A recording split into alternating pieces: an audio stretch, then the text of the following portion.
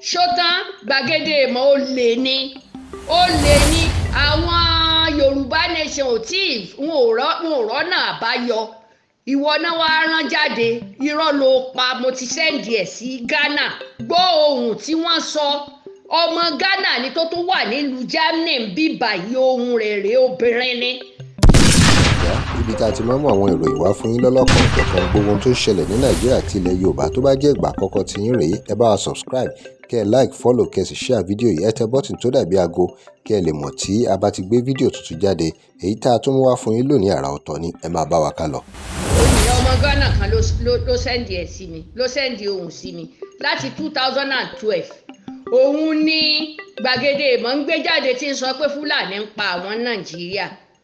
Ọmọ Ghana tí mo sẹ́ndì ẹ̀ sí ẹgbọ́n tó sọ, ẹgbọ́n ọmọ ìlú tó jẹ́, kódà wọ́n láwọn Fúlàní tán wá síbẹ̀ wá ta ẹran, wọ́n kó wọn lẹ́ran lọ, wọ́n jí wọn lẹ́ran lọ, tí wọ́n tún padà lọ tọrọ apology nínú abúlé yẹn.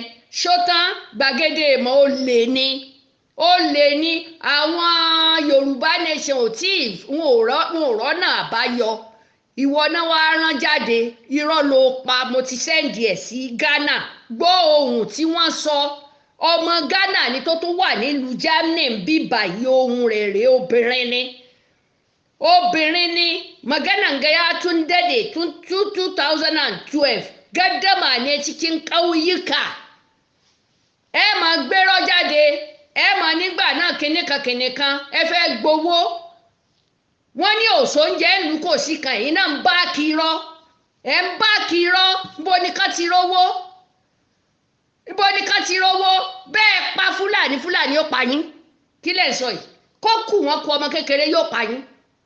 Kí lẹ̀ ń sọ yìí? Kẹ́ ẹ kó ṣì dànù.